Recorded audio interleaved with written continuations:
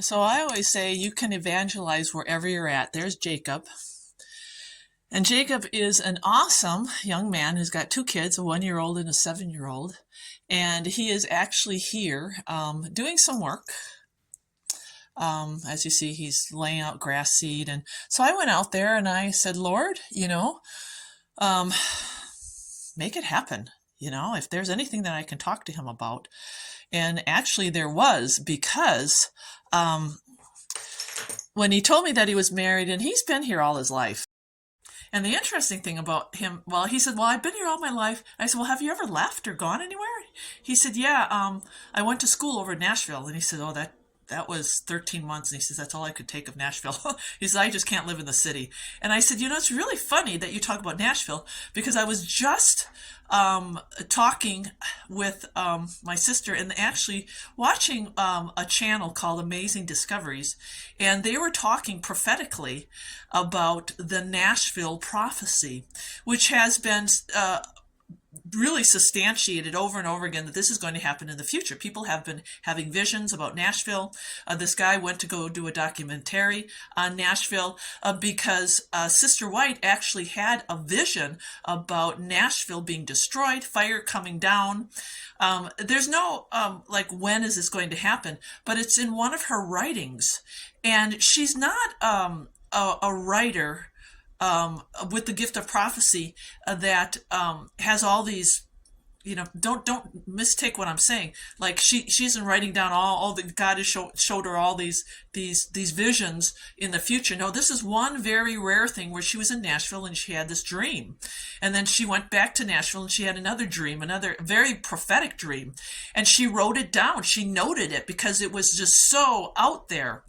And so I was telling him about Nashville and this dream and how this guy from Amazing Discoveries was doing a documentary. And guess what the documentary was about? It was about the dream.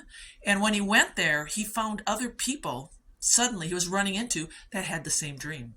And then this guy, Jacob, then tells me that he says, well, it's funny that you say that, because when I was younger, I had a dream, and it sounds like he has every now and then these dreams. And he says, I dreamt that, and he said he was young, that the daycare center was going to burn down. And he said, I was really young, and I had that dream. And he said a year later, it burnt down. And then he shared some other things that were just incredible. Okay, change of scenery. I left Jacob to his work. But I want to continue what happened, because I was telling him about the Amazing Discoveries guy, and then he told me about this dream he had when he was a kid and how people don't believe him. And I said, no, I believe you. I said, as believers, God gives us all different types of gifts of prophecy, gifts of evangelizing, and it's true. And then he said, well, I have my kids, my 1-year-old and 7-year-old, one was born on May, whatever, and the other one was born on April or July 4th. And I didn't understand what he said when he was talking about dates, because I'm like, okay, what about the dates? They didn't seem to come into harmony, but he said Cinco de Mayo. I said, oh. He says, yeah, both my kids were born on Cinco de Mayo. So I said, you see, brother, how the Lord will speak to us and he gives us these gifts. And I said, you really need to pay attention, because I told him, I said, we are living in a time when we're running out of time.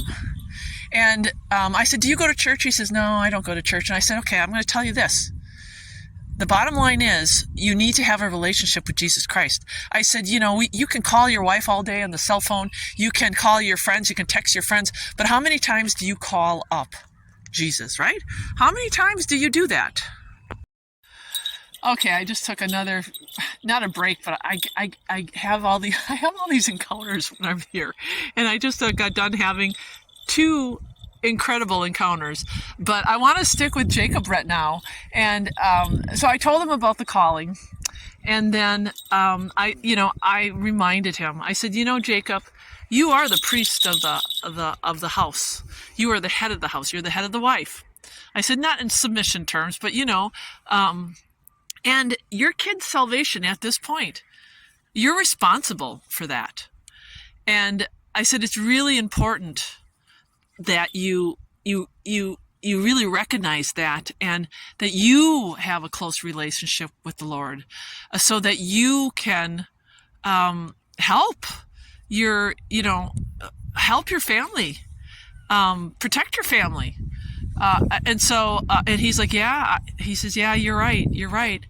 And I said, do you read? And he says, well, I'm not much of a reader. And I said, well, I want to give you something that will help. Does your wife read? He says, yeah. And so I gave her A Desire of Ages, and I had some really nice story books. And he really appreciated that for his kid, because his kid is 7 years old. I said, will he do that? He says, oh, yeah, these are great. And then when I was done, I just reminded him. I said, just remember, Jacob, Satan is coming in to destroy the family.